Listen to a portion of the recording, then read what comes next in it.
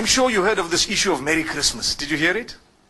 You heard it. Oh, so people started saying, Mufti Menk said you shouldn't say Merry Christmas to the Christians. I'm sure you heard that. Why do you want to just take a small piece of the statement and hold it out like this and make it seem like we are people who do not believe in, you know, a multicultural coexistence, multi-religious coexistence and so on? Let me tell you, I was asked about it recently in Singapore. And the reason I'm making mention of this is to show you that, look, we're not stupid. But sometimes people who want to look at it based on how the media has portrayed it may come to a decision or a conclusion that is not enlightened. They haven't considered everything. So what happened? You see, I grew up in Zimbabwe.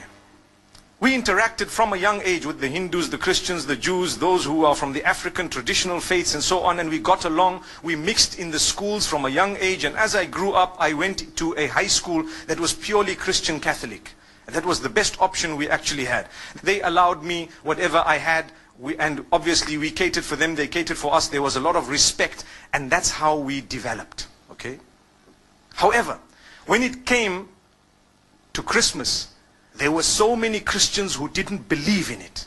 They said, no ways, this is wrong. I recall a young boy, I even know his name, and he was with me. He didn't used to like to participate in religious studies because he belonged to a certain sect of Christianity. And he used to say, these guys don't know what they're talking about because X, Y, and Z, and he gave his reasons. That's not the topic today. But there are Christians who don't believe in Christmas.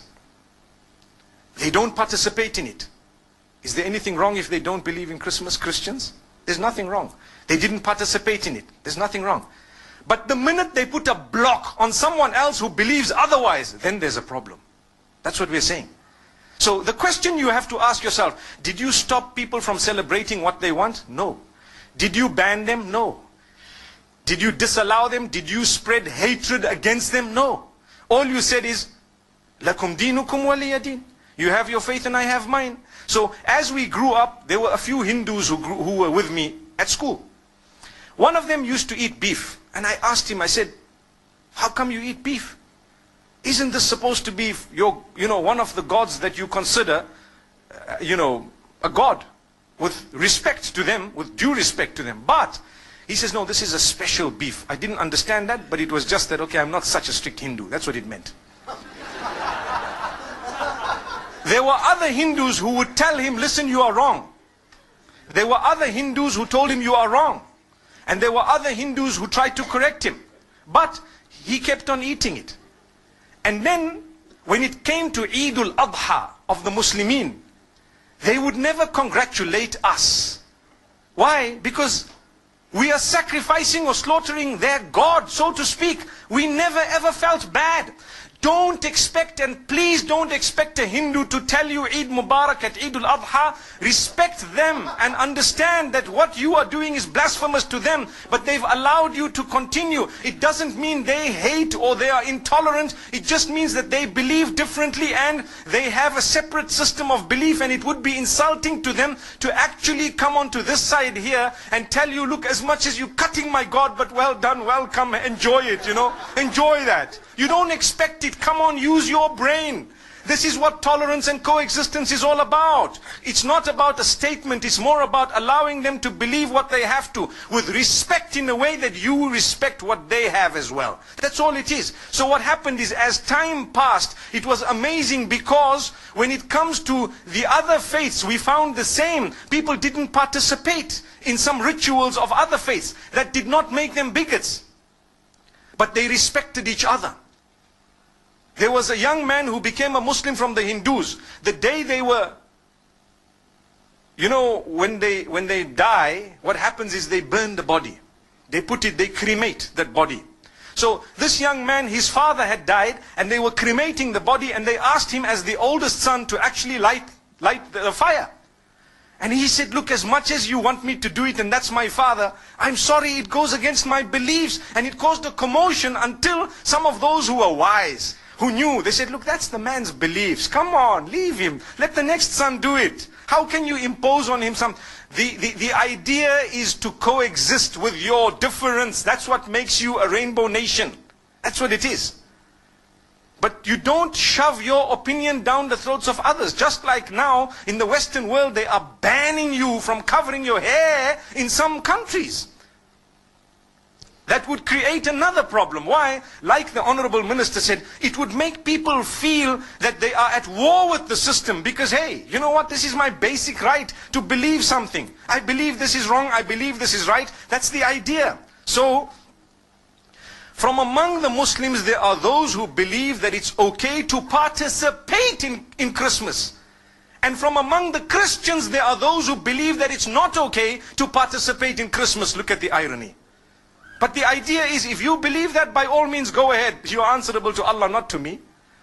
If this one believes otherwise, go ahead. But please don't impose it on me. If I don't want, it's one of those things. Come on. You know, live and let live. Today, the problem is with all parties. We believe we are the only ones who are right. So we want to shove our opinions down the throats of the rest of the world. If not, they are the problem, they are the terrorists, they are the issue, they are this, that. Watch out. The words you are using will be used against you as well. Be careful. So this is why we say, as I grew up, still we used to sit and eat together as young boys. College. You know, you have your lunch, they have their lunch. We knew that if you have a beef burger, please don't offer it to the Hindus. It's insulting. It's blasphemous. They would actually feel so hurt. Don't. Would you ever, if you have Hindu friends, actually tell them, hey, have some beef? I don't think so. Exactly the same could be said about pork and the Muslims. Do you agree?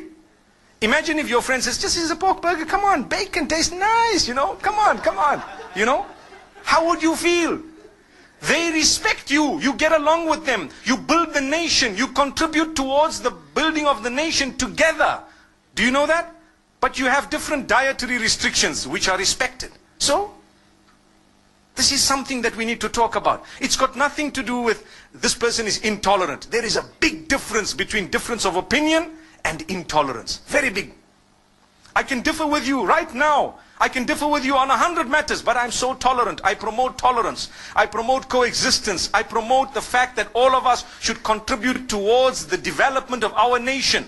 Here in Malaysia, you have people, you have the Chinese, you have the Malays. On the other hand, you have Muslims, you have Buddhists, you have perhaps people who belong to Christianity, maybe even, you know, Jewish people, whatever other faiths. I don't know how the nation is made in terms of, you know, the various faiths, but I'm sure there are more than 20 or 30 different faiths. Look at the civil service. You will have people belonging to every race and to every religion, and they are serving the nation. That's what they're doing. What are they doing? Serving the nation.